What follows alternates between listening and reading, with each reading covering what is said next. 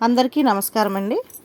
ఈరోజు మనం 1992వ సంవత్సరంలోని చందమామ కథల పుస్తకంలోని దెయ్యాల కొంప అనే కథ గురించి చెప్పుకుందాము. ఈ కథ రచించింది వసుంధర గారు. కోదండపాణి అనే యువకుడికి పట్నంలో ఉద్యోగం అయితే దొరికింది కానీ ఇల్లు మాత్రం దొరకలేదు.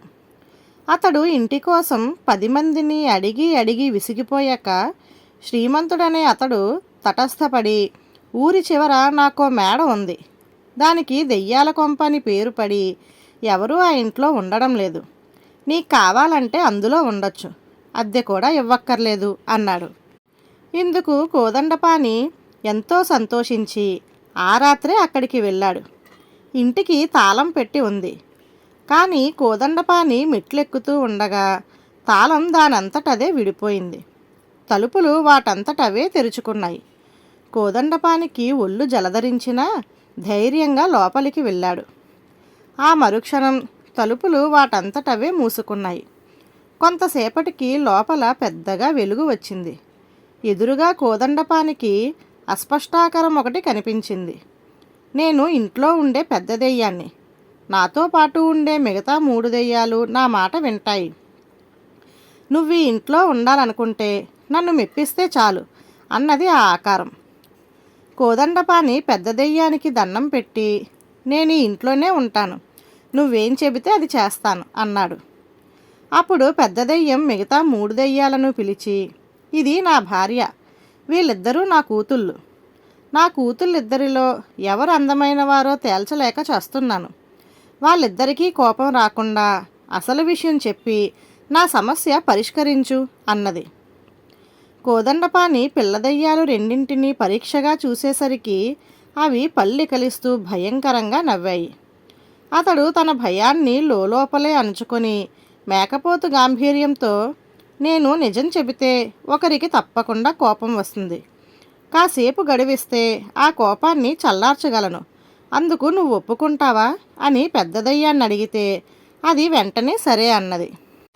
కోదండపాణి పిల్లదయ్యాల్లో ఒకదాన్ని వేలితో చూపుతూ, ఇద్దరిలోకి ఇదే అందమైనది, కానీ ఇంత అందముండి ఇలా తల్లిదండ్రుల చాటున ఉండిపోయిందేమిటి? హాయిగా ఏ అడవిలోకైనా వెళ్ళిందంటే మగదయ్యాలు దీన్ని పెళ్ళాడటానికి నేనని పోటీ పడవు అన్నాడు. అప్పుడు ఆ పిల్లదయ్యం పెద్ద దయ్యంతో, ఈ మనిషి నిజం చెబుతున్నాడు, నేను అడవికి వెళ్ళిపోతాను అని తల్లిదండ్రుల కాళ్ళకు నమస్కరించి ఎగిరి వెళ్ళిపోయింది. అయితే రెండో పిల్లదయ్యం కోదండపాణి మీద అలిగి ఇంట్లో ఒక మూలకు వెళ్ళిపోయింది. కోదండపాణి ఆ దయ్యం దగ్గరకు వెళ్ళి, నిజానికి నువ్వే అందగత్తవు, ఆ విషయం చెబితే నువ్వు ఇంట్లో నుంచి వెళ్ళిపోతావు, మరి నాకు నిన్ను రోజూ చూడాలని కోరిక, అందుకే అబద్ధం చెప్పి దాన్ని బయటికి పంపేశాను అని అన్నాడు. పిల్లదయ్యం ఈ మాటలకు కాస్త మెత్తబడి, అది సరే గాని మళ్ళీ నా అక్క ఇక్కడికి తిరిగి వస్తే ఏం చేయాలి అని అడిగింది. మళ్ళీ అది ఇక్కడికి వస్తే దాన్ని చేసుకునేందుకు మగదయ్యాలేవి ఇష్టపడలేదని అర్థం. అప్పుడు అది అందగత్తె కాదని నిర్ధారణ అవుతుంది. అలా జరగడం నీ అక్కకు ఇష్టం ఉండదు, అందుకే మళ్ళీ ఈ ఇంట్లో అడుగు పెట్టదు అన్నాడు కోదండపాణి. నువ్వు నా కోపం తగ్గించడానికి అబద్ధం చెబుతున్నావు, నేను నిజంగా అందగత్తెను కాదు అన్నది దెయ్యం వగలుపోతూ. నేను అబద్ధాలు చెబితే అది నీ సంతోషం కోసమే కదా, అయినా నేను అందమైన వాళ్ళనే తప్ప అడ్డమైన వాళ్లను సంతోషపెట్టను అన్నాడు కోదండపాణి లేని కోపం నటిస్తూ.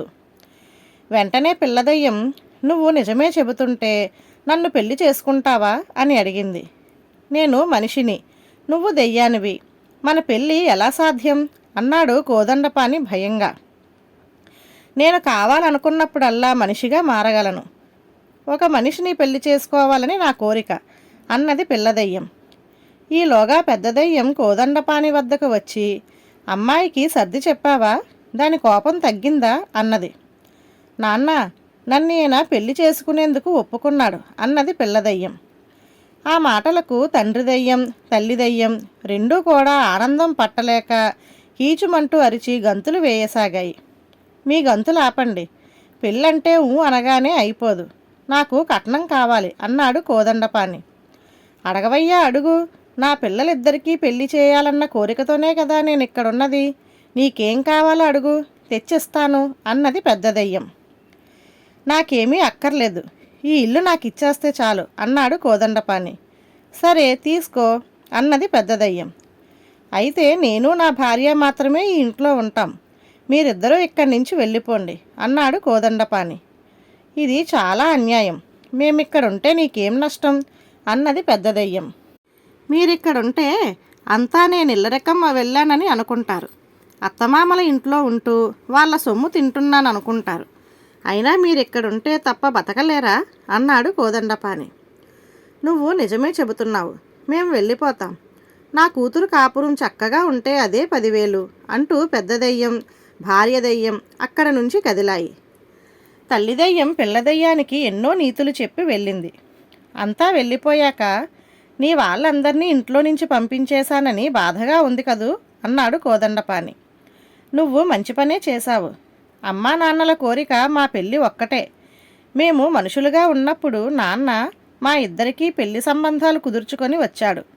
ఆ సమయంలో శ్రీమంతుడనే అతను నాన్నను మోసం చేసి మా పొలం అంతా కాజేశాడు. పెళ్ళిళ్ళు ఆగిపోయాయి.